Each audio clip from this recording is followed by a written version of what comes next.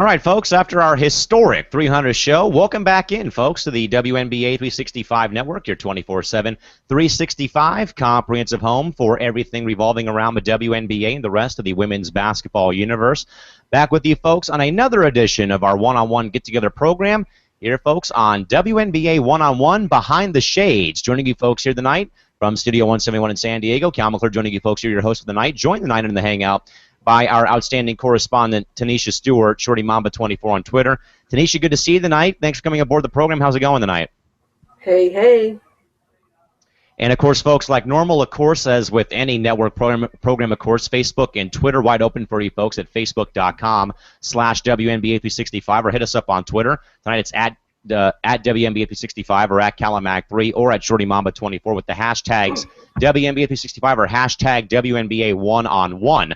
We'll get to your commentary. If you're also viewing us, folks, in the chat, if you're viewing us live, folks, of course, you can hit the live chat box. We'll get to your commentary when we have a break in the action. And already chiming in is Eric Nemchuk, who just says, hi, Eric, good to see you again after the historic 300 show. So, of course, Shorty, you know, I know that the last time we came here, of course, it was me again sitting here and talking about, again, some very good stories to share about hanging out with Candace Parker after a game and what she's meant to me, though, both personally, but more so professionally, of course, with, you know, my first ever pro athlete interview. But I guess, Shorty, I'll kind of start off with you tonight on the program in regards to, I know, of course, growing up in Los Angeles, of course, you have options between the Lakers and Clippers, of course, growing up there in the LA area. Shorty, I guess, how did you kind of start getting into sports, but more so with basketball in general?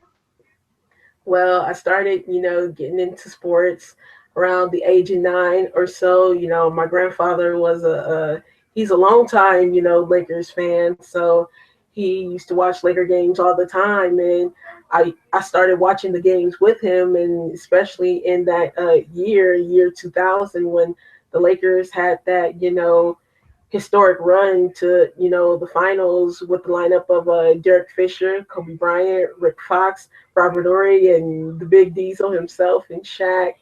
And, you know, just after watching that, you know, championship series in 2000, I just became a Lakers fan. And also in that same year, you know, I started to play basketball, and I, you know, was a really big, you know, I became a big Kobe fan. You know, I used to go to my friend's house all the time because she had a basketball court. So I used to, you know, play basketball, you know, on her court, you know, try to, you know, mimic all of Kobe's moves, his fadeaway, you know, his shot when he goes to the free throw line, you know, take that deep breath and then hit the free throw. I used to mimic all of that. And also, you know, my best friend's sister, you know, at that time, she was already playing, you know, varsity high school basketball. And she was also a Laker fan. She was a big fan of Kobe's, actually had a crush on Kobe. You know, Kobe was rocking the afro at that time. So, you know, that used to be her favorite player. And, you know, I used to watch her and, you know, her, you know, basically mimicking all the moves of Kobe Bryant. And, you know, I try to do the same thing. And it's just, I'd say, a Cali thing, because most young kids who grow up, you know, looking up to Kobe and wanting to be like him. And I definitely wanted to follow in those same footsteps. You know, and sure, it's kind of like the disadvantage I kind of have living in San Diego. I know that we did have two teams back before I was born, with the Rockets and Clippers, who both left for LA and Houston, respectfully. But that was kind of like with me, though, as well. You know, like, you know, who's going to be the player that kind of gets me into the sport. But sure, I guess I'd probably ask, though. So I know that, you know, going through 2000, 2001, 02, the Lakers win 3 straight titles, of course, beating the Sixers, the Nets, and also beating, they beat New Jersey, they beat Philadelphia, and then beat Indiana for those 3 titles. But Shorty, when did you kind of know, though, that the Lakers, you know, had this other team that was kind of similar to them, but they were, you know, a group of very talented, you know, women's basketball players also playing, you know, in the NBA's, you know, sister league, basically? When did you kind of find out, though, about women's basketball being played at Staples Center or the Forum or across the U.S., though, with, you know, with the WNBA?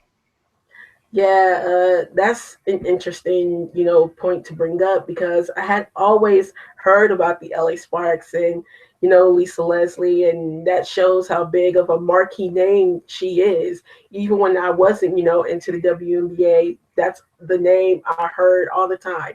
Lisa Leslie, but it still wasn't enough per se to get me into the WNBA. And then years later, I heard Candace Parker, everywhere. She was a big marquee name as well, but I just didn't, grab on to the WNBA until the year 2011. 2011 was the year of the NBA lockout, and they had already reported that it was going to be a very long lockout because, of course, the negotiations within the CBA between the players and the owners, the whole big debacle with, rich players arguing with rich owners about, who should get the most money or whatever the case.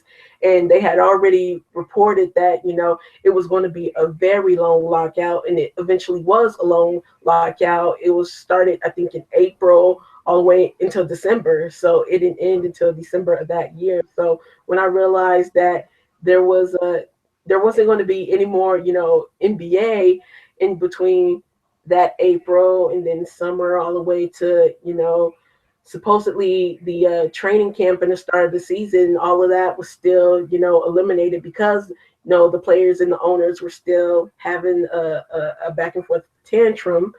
A couple of friends of mine, I talked to was like, hey, the WNBA is playing. So I was like, let me check out a game.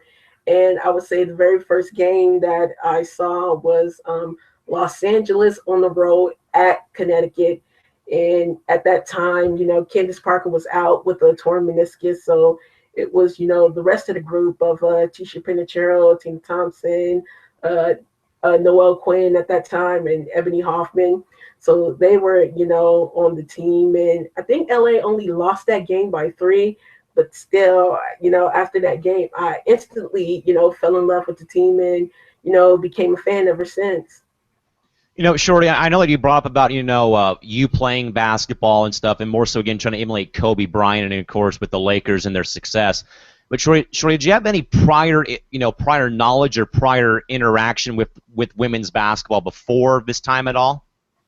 No, I did not.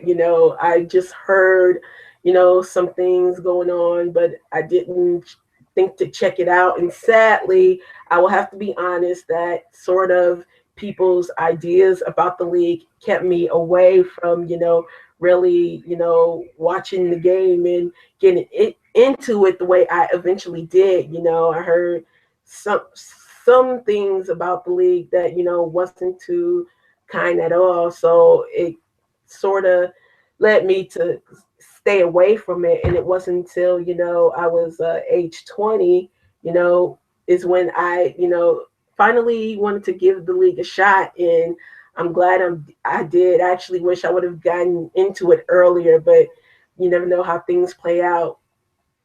Shorty, I guess, as you kind of think again, about how far this has gone again, with you in here. I guess, what's been one of the main reasons that you stayed involved with women's basketball, the WNBA, or even the community in your mind? What do you think it is? I just think it's a love for the game overall. I fell in love, with the WNBA and of course, especially the LA Sparks because unlike some people, or at least detractors of the league, I accept the WNBA for what it is. It's a great game based on fundamental basketball. It's below the rim, and I accept them for that.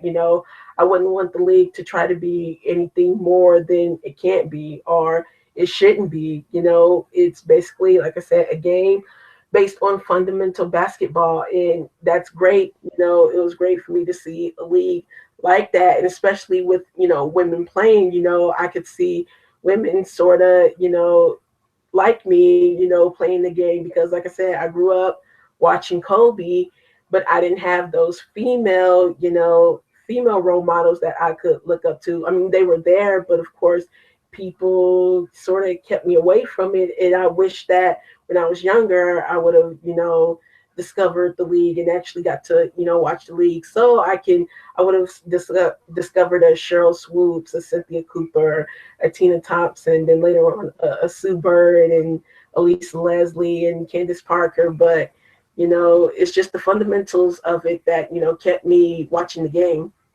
Shorty, if you were to kind of go back and write a letter to your younger self when you were watching the Lakers win these 3 titles in the early 2000s, and then you found out what do you know now about the WNBA, what would you say to yourself in that letter to your younger self about the WNBA and women's basketball in general? Man, I would have said, first of all, you're an idiot. What took you so long? No, I'm just playing.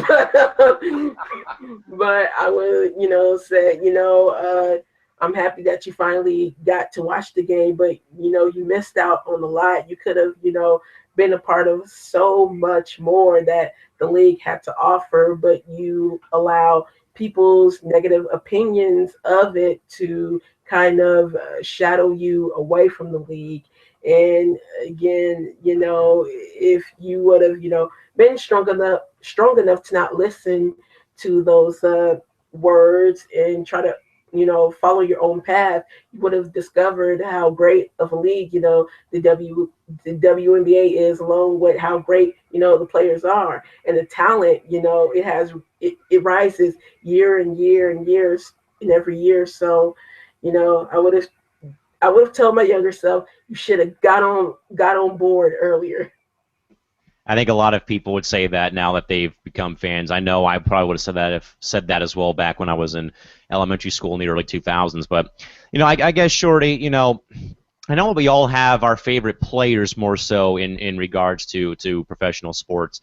But I guess, Shorty, in regards to the WNBA, I guess, what players, I guess, kind of brought you into the league, though, when you first started watching the WNBA? What players really kept you or brought you in and kept you a fan of this league, and why? Well, number one, I would go with the LA Sparks because I'm biased. Candace Parker off the top. I mean, just her skills. She is so versatile. I mean, she is a post player who can play like a point guard. They say she can play all 5 positions. I would somewhat say 4, but whatever. I mean, even that fifth position, she can play it.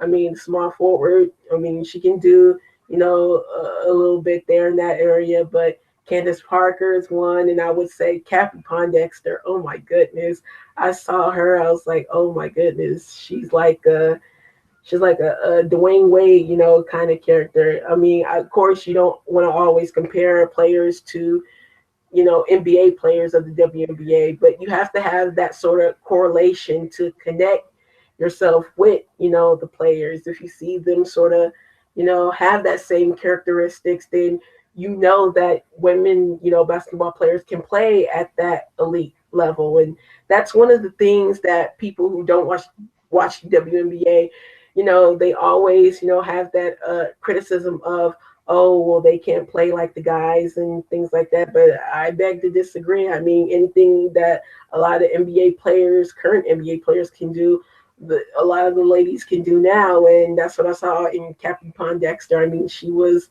awesome. She still is, even though she's sort of on her down years, but still, Cappy in her prime was amazing. So it was Candace Parker, it was Cappy Pondexter, and then I got to see, the other players and got to know, who they were and what they were all about, Diana Taurasi, Sue Bird, and of course, when I was coming in 2011, I got to also come in with Maya Moore, who was in her rookie year. Just her, MJ-like ability to, play the game. I mean, it's just, amazing seeing Maya Moore and, all the players that I mentioned. But I would have loved to see, Lisa Leslie, like I said, Swoops and Cooper, all in their primes, that definitely would have been amazing.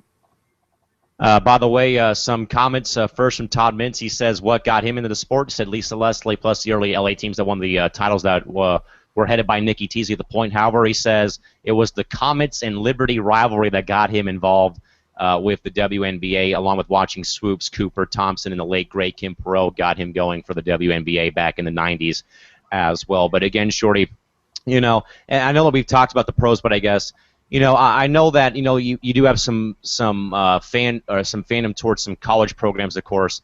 I guess Shorty, what college teams I guess have kind of kept you in regards to watching women's college basketball too in your mind as well. Yeah, and that's another, interesting thing.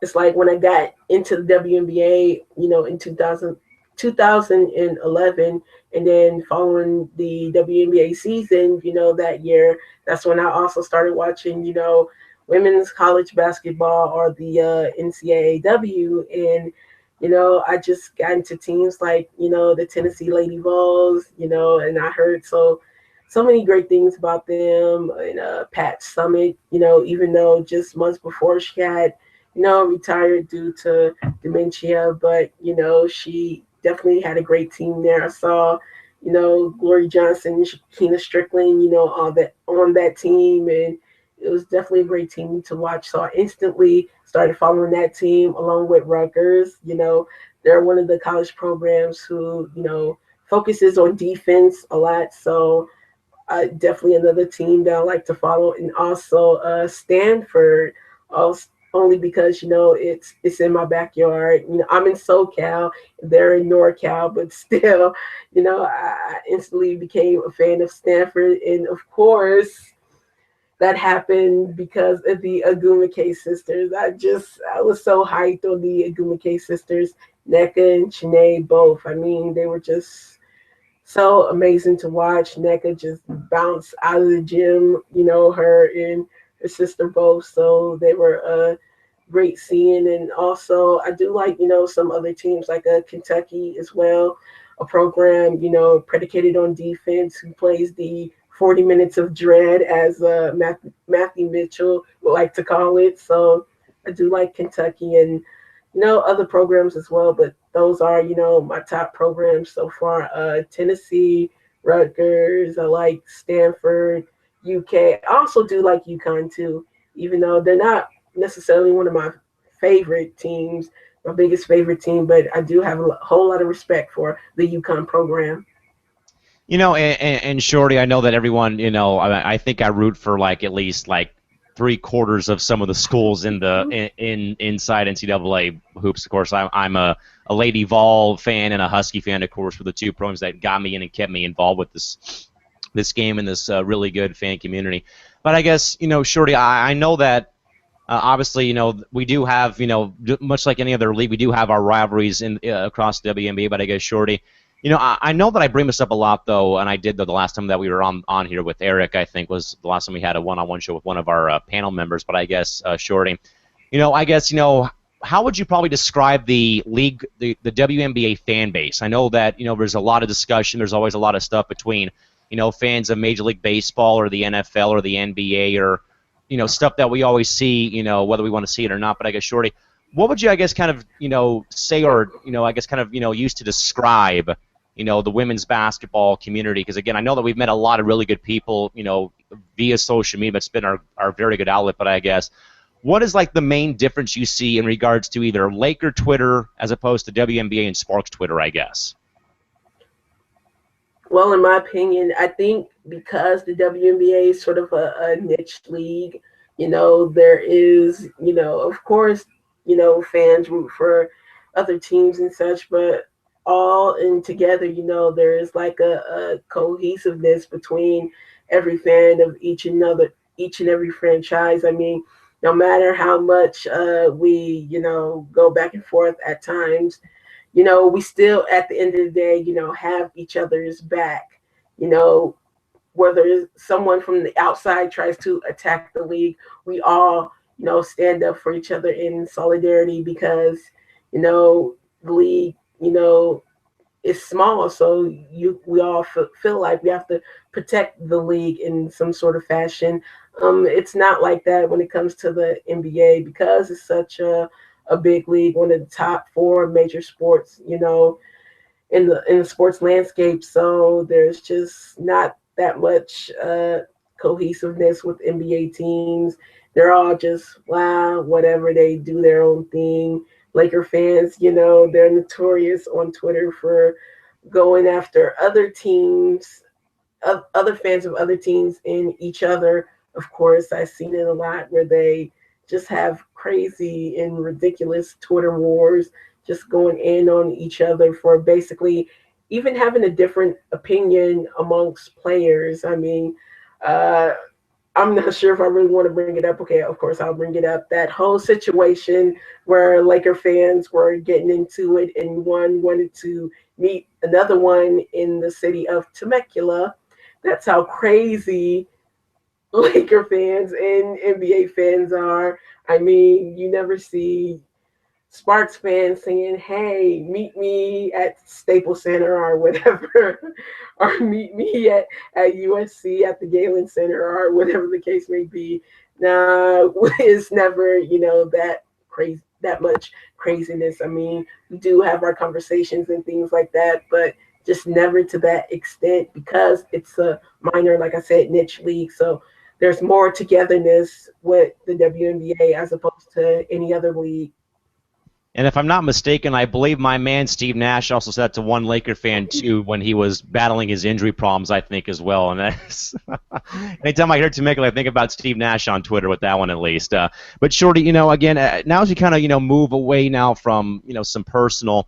I kind of want to go back and just kind of, think again about what happened, though, over the 2013 and 2014 offseason, of course, with the LA Sparks, of course, with the entire ownership blow-up that happened, literally 4 days after the new year had hit. And, of course, Candace Parker was back from Ekaterinburg and was going to see her, was going to be having her jersey retired there at TBA a couple years ago. And, again, Shorty, the news came out, though, I think about an hour or so before Candace had her number retired there, and it was you and our good pal Tranisha Hardy in South Carolina who both were, I guess, on your way to the ER because it was heart attacks, it was strokes, it was cardiac arrest because you guys couldn't believe the news though, and I know that we all reacted that way, but I guess Short, if you were to kind of go back though and I guess kind of relive that, I guess what really though was going through your mind though when you saw that initial report put out that the Sparks were going to be up for sale though during that time.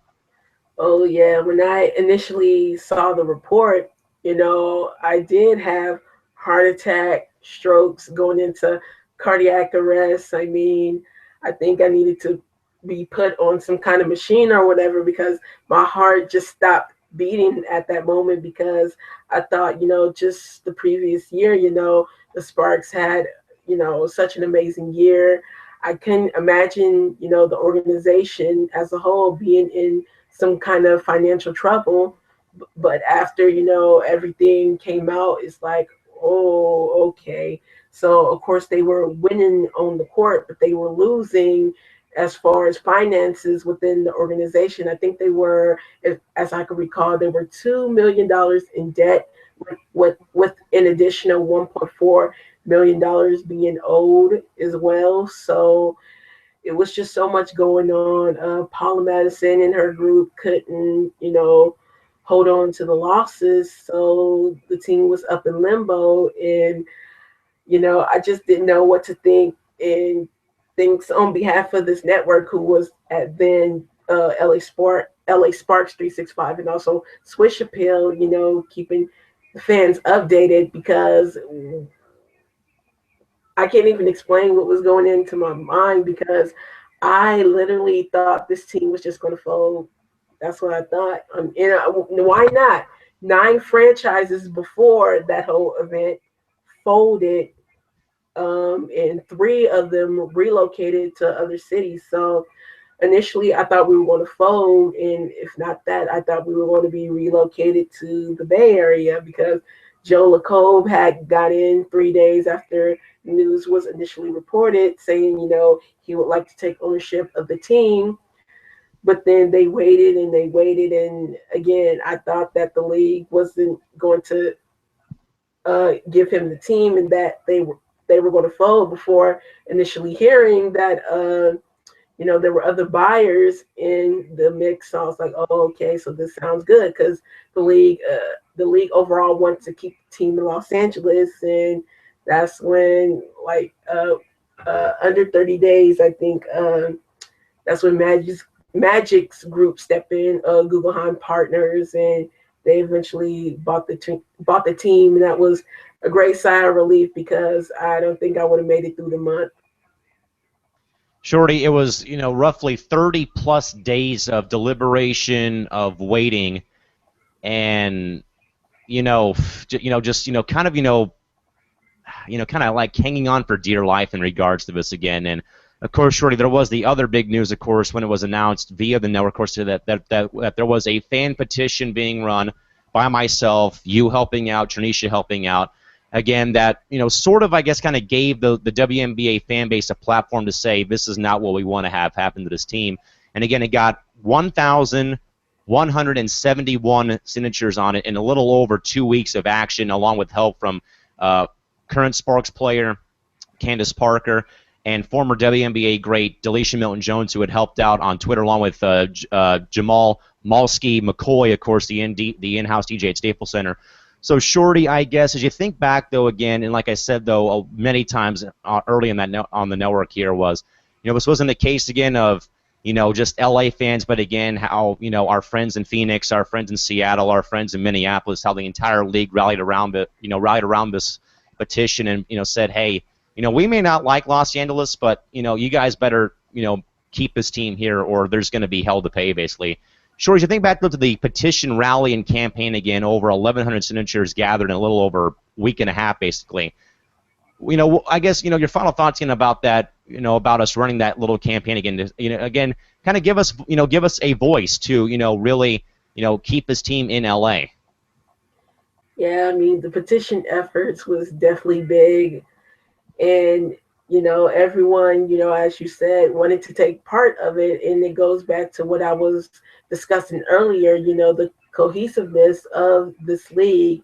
When one franchise seems like they're in trouble, other fans of other franchises, come together and, they signed the petition because they wanted to help, save another WNBA team, which looks like it was about to collapse. And I've seen a lot of New York Liberty fans as well, sign the petition. And I read the comments and they were all like, well, we're sending love from the East Coast, to hopefully, try to save the Sparks. And, it was big on, all the fans, because that definitely wouldn't have happened in the NBA. Like if another NBA team would, be down or in trouble, only the fans of that team would be, trying to save it. No one else would really pay attention. Like, just for a quick example, like what if somehow the Golden State Warriors had collapsed and was in need of, a team or an owner saving it? Do you think other NBA fans would chime in and try to, use a petition to save it, especially with the Warriors having Kevin Durant right now? No, Oklahoma City would be pissed off and would be like, haha, that's what you get, basically. And everyone else who didn't get to sign KD, it would be a haha, that's what they get, versus, a WNBA team going down and other fans of WNBA franchises coming together to try to save it. So that is the togetherness that, they have. Yeah, absolutely. Again, that petition campaign, folks, over 1,170 signatures on that petition, keeping the LA Sparks in some capacity in downtown LA at Staples Center, and of course, Magic Johnson buying the franchise on February 5th of 2014. Todd Minson just wanted to say, how serious do you really think the WNBA was or would they have moved this team of San Francisco? You honestly think so? He says, I don't. This is a major market. They would have waited to the last hour to find an ownership group in Los Angeles, but for a bit there, it didn't look very good, though, for LA in the early negotiating periods of this deliberation. So, Shorty, with that, and then, again, like I said, 2 weeks after the Sparks are saved, then the network comes along on February 24th, launching here from my studio in San Diego. And again, 3 shows that night, raked in 80 viewers, you being one of them, that joined the program that night, at least in the chat box or at least on Twitter. Shorty, when you kind of had heard the rumblings, I guess, about this network being built, and I know that I always say crazy, stupid, I'm wasting my time doing this. Shorty, when you kind of heard about this being built and it was going to be starting up this night and stuff, I guess, what were your thoughts, I guess, about, kind of like, is this thing really going to work or stuff like that? Or what was kind of going through your mind, though, when you kind of heard, though, that we were going to launch this network, though, 2 years ago on February 24th in 2014? I thought it was a great idea because I know, your mission was to help get more, media coverage for the league. So when the concept was brought up, I thought it was a great idea. Of course, I didn't think that I would become a part of it, but you just bringing up the idea, I thought it was great, on your part, to bring that additional coverage to a league that doesn't get coverage unless there's some stupid controversy coming up. So the idea was planted, and I thought it was great on your part.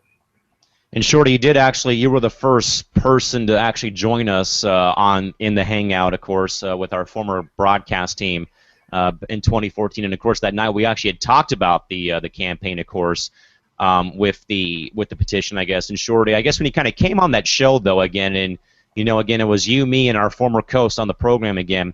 And I guess when you kind of, I guess, came on the program, I guess, did your mindset, I guess, kind of change, though, I guess, about, how this network would kind of, I guess, kind of go on for the next couple of days, at least, in 2014?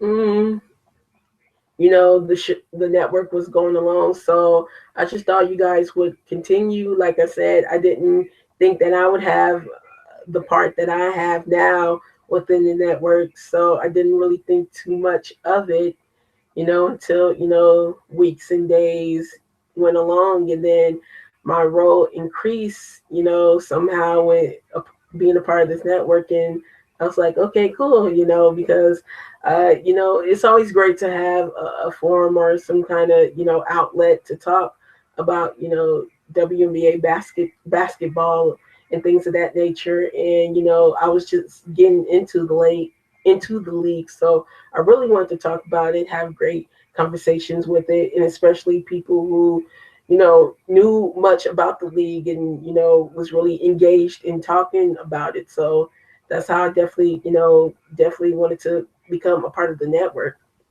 Shorty, of course, you were kind of, a, I call it off the bench, substitute players basically that would come in and fill the void, of course. And I guess, Shorty, when you kind of, had seen, we kind of were on our own little decline, I guess, in 2015. Of course, there was so much turmoil with the broadcast team. I was getting a bunch of negative emails and stuff on social media about the broadcast team. And then when I sat down and thought about, rebranding ourselves, I guess, and then when we did rebrand, Shorty, then you hear about Eric coming aboard. Then you see that you're also involved with, along with Crystal and Reagan, and then Marquez coming on later on down the road. I guess, Shorty, I know that that was rough for me because sitting here for half an hour or an hour on, of course, took a toll on me recapping every game and being solo on this. But I guess, Shorty, when you first heard the news, I guess, about the rebrand again, that we're going to take some time off here, we're going to reevaluate our stuff and come back, bigger and better than ever. I guess, did you probably feel in your mind, though, that something had to change, though, in order for us to kind of get our credibility back in regards to what we were losing in 2015? I think, you did. And for the network, it had to make that change, if it wanted more viewership and to be taken seriously. I know that, it's hard, to make those kinds of decisions, but you have to make those tough decisions for, the betterment of the network, or, whatever you're trying to do. So the decision had to be made, and it definitely so far is turning out to be a very good decision on your part, because we're seeing increased viewership and things of that nature. So again, it had to be done. So, Shorty, I guess I'll kind of go to some questions I had asked Eric, of course. So, in the time that you've been a part of the network broadcasting, I know that you were a fill-in. You became, of course, you were the webmaster, of course, behind relaunching the new website for the network. Shorty, in the time you've been a part of the network broadcast team, how has the experience for you been since joining our team in October of last year full-time? I think the experience has been wonderful. Like I said, it's not too tough because at the end of the day, we're just all fans coming together to talk about a sport that we pretty much enjoy. So, It was definitely a breeze on our part, and especially working with all the great co-hosts that we have, except Crystal. But don't tell her I said that. Um, no, it's just again, talking about a sport that we love, with a bunch of co-hosts, that we have, and we all share our great minds and put them all together to, make this show each and every night a great one to see. And Shorty, I know that I kind of think back into the draft party again and again. So many people that we've met, either that we've talked with on social media. Of course, our good pal Anila Khan, of course, who put on our draft day party in April of this year, of course, and Steve Rice of Women's Basketball Daily. I guess Shorty, with all the sources and all the great people we know, like David Siegel and from Hoop Feed, and Sue from Hoopism, of course, and women's hoops world, of course, and with Anila writing on her thing, I guess. Shorty, I guess, in regards to having all these people that are sort of in our little circle, I guess, Shorty, I don't want to I don't want to brag, nor do I want to put anybody down, but I guess, Shorty, does it help, though, that these media members not only are correspondents for us, but also that they also are willing to come on here every now and then and also give their thoughts as well on the program as well? Yeah, I definitely think it is good to have, other voices to come on the network and chime in. That's that's how you make a network grow, is to, add more people, add other voices, different perspectives, from others who, like I said, enjoy the game as much as we do. So it's great to have Anila and, the good people Swish Appeal, and even having some players on the network, that, we had the night of the draft party to, to give their take on, the news and stuff happening within the WNBA. And folks, as much as I would love to get players on, we have to pull a lot of strings to pull this off. We have to go through a lot of communication and PR departments, but we are working, though, trying to get some players on here at some point, either during the Olympic break maybe or sometime in the off season when they have time. But again, we have to pull a lot of logistics, folks, a lot of strings to get that. A couple comments real quick from Todd Mintz, who says, I think every one of us would watch 20 WNBA games featuring the Sun and Stars over an NBA game. This is why this network and form is so vital to promote these athletes. There is no comparison in athleticism since this league started. We see as many points in a 40-minute game on the average points per minute as to a 48-minute NBA game in his mind. But so, Shorty, kind of staying with the network again, so I know, Shorty, we've had a couple of,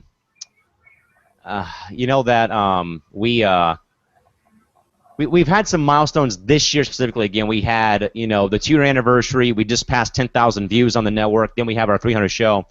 Shorty, I know that I didn't think it'd be here this long, but I guess, Shorty, to know that you've kind of been a part of some history here for this, this up and coming channel, I guess, and you've worked with, so many great people, I guess, as you think about these milestones, Shorty, 2 years, 10,000 views, 300 shows counting, I guess, what are your thoughts, I guess, about, again, being a part of something this special, with, being a part of something this special right now with, with what we've built here on the network?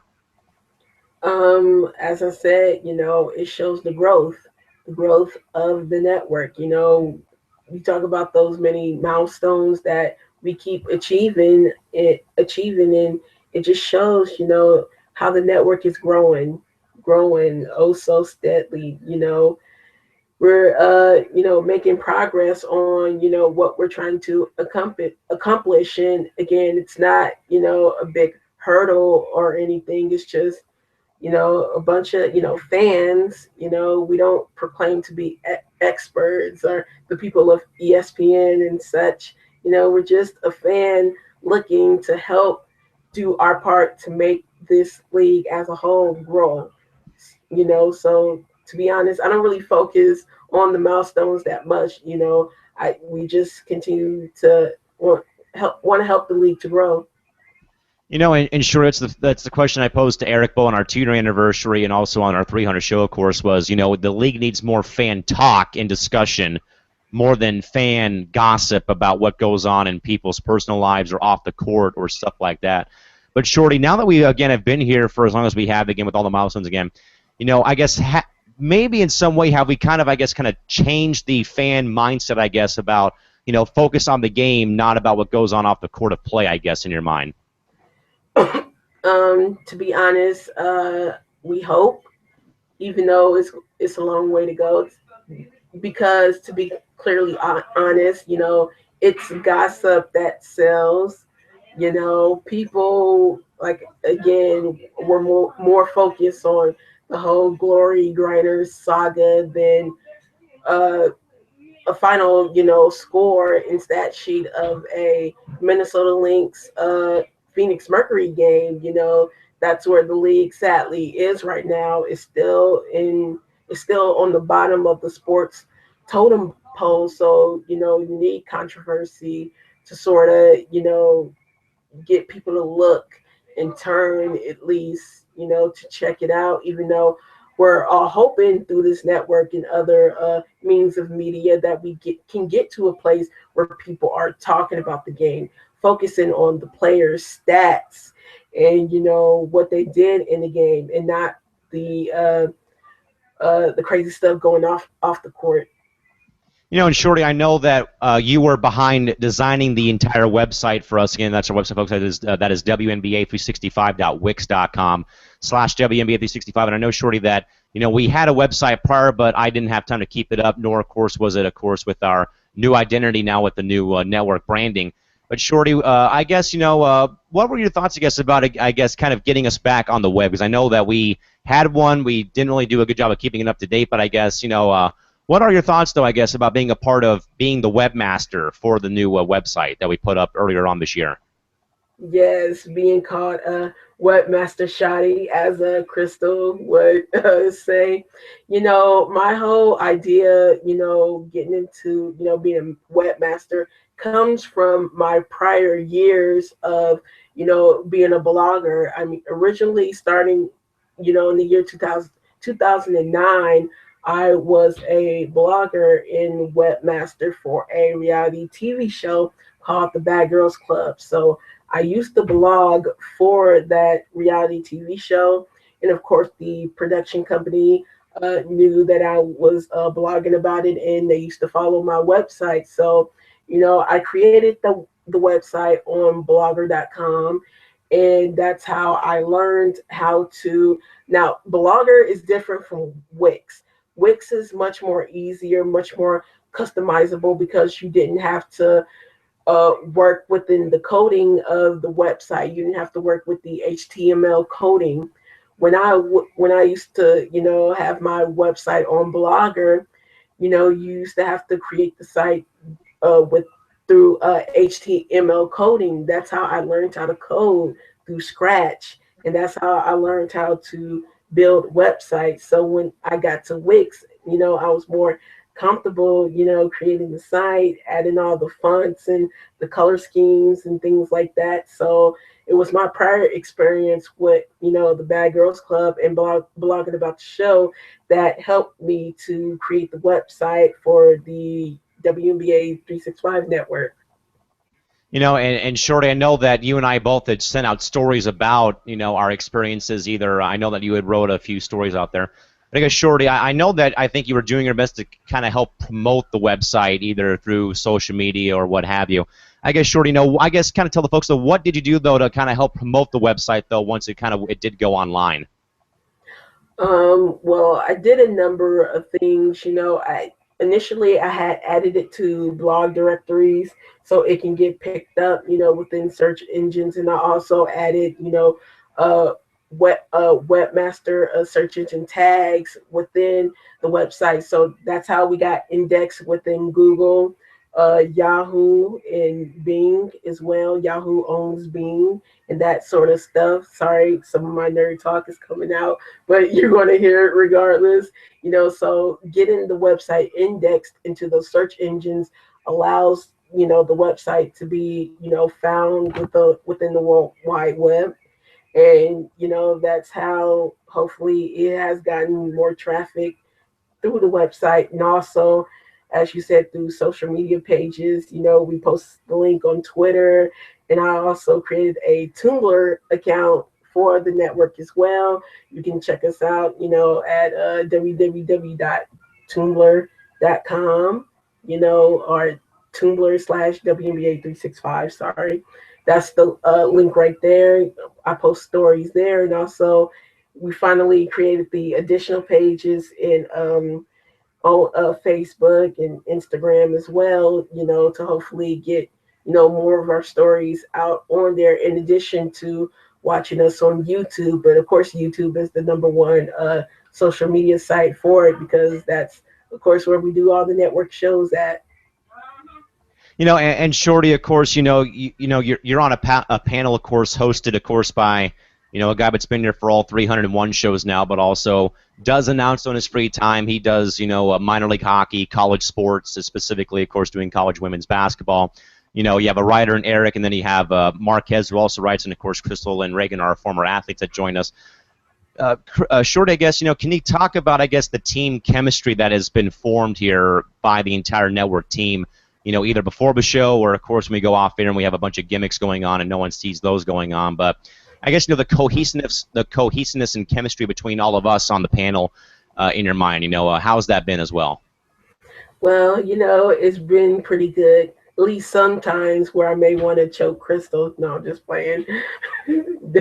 No, Crystal's a good friend of mine, and I think our chemistry, you know, off the show and off the network, it works because at the end of the day, we're all friends. We're all pretty, cool with each other. We've been following each other for a few years now, so of course we have that togetherness where we all talk about different games and also stuff outside of the WNBA, whether it's the NBA or just other issues, even social issues as well. We all talk about it and share our thoughts and ideas. So our chemistry is just it's on 100 right now because we all definitely get along. We definitely get along indeed, and you know.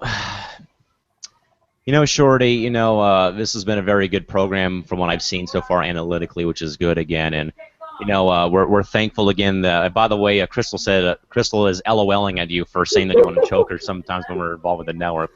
But again, Shorty, I guess I kind of want to go back again because I know that, in regards to social media more so again, I know that, sometimes we'll have some people that want to voice their opinion one way about some teams, but again, like I said though on my show last Sunday was, you're not going to find a more fan-friendly or fan-orientated league in regards to where everybody accepts each other regardless of who they cheer for, I guess. Shorty, can you kind of like echo your thoughts, I guess, about how this league is so different from everybody from pretty much every other pro sport in the U.S. and in North America? I mean, just overall, all the teams and all the fans in the league, like I said, it's a minor niche league. So, regardless of our different ideas, thoughts, and opinions, we all have to stick together because we all have to continue to help this league grow. And if none of the fans do it, then who else will? Because it seems like not much, or not many people care about it outside of, the sport itself. So we have to be, that building block, that stepping stone to, keep the league together and, keep holding it together, all of us, whether we root for different teams or whether we have different opinions on different subjects. We all do agree to, just try to hold this league together and keep it building. Sure, I guess too. In regards, we know that the WNBA has a lot of global fans too. I know that I have a few friends that live in Europe or live in Australia.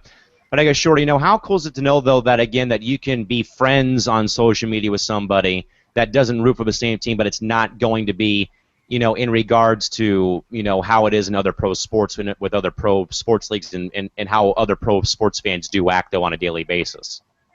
Yeah, I think that international, fandom that we get is due to EuroLeague. So you get EuroLeague fans who want to know more about American players outside of the Euro ball clubs they play, and they end up following their favorite American player to the WNBA. So that's just bringing in more fans from overseas into the American fan base in the WNBA, And, like I said, we just, try to build each other up and not tear each other down. Where NBA fans want to meet each other in the parking lot, WNBA fans, we agree to disagree and we move on. We never take it to that sort of extent where it gets out of hand. And Shorty, I guess to kind of get ready to close down here again, the WNBA is celebrating its 20th season this year, of course, lasting longer than any other, of course, the first and longest running women's pro sports league, of course. And I've been here, I was here in 2004 for a bit. I came back in 2008, then I've been here since 2008. Of course, Shorty came in 2011, of course, when the Sparks had a pretty rough season that year. But Shorty, again, more so again, in your mind again, how important is it again that the WNBA has been here and survived for the past 20 years and counting?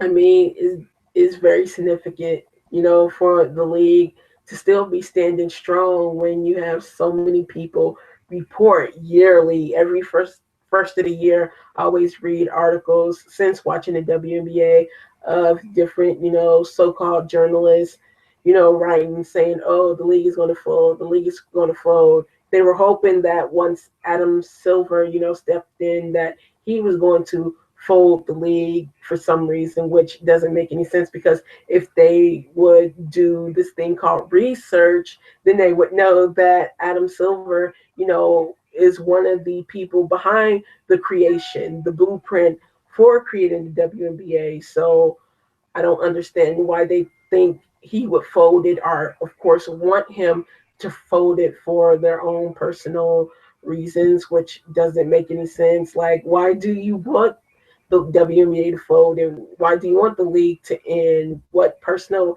vendetta do you have against it? How will it enrich their lives if the WNBA was somehow eliminated?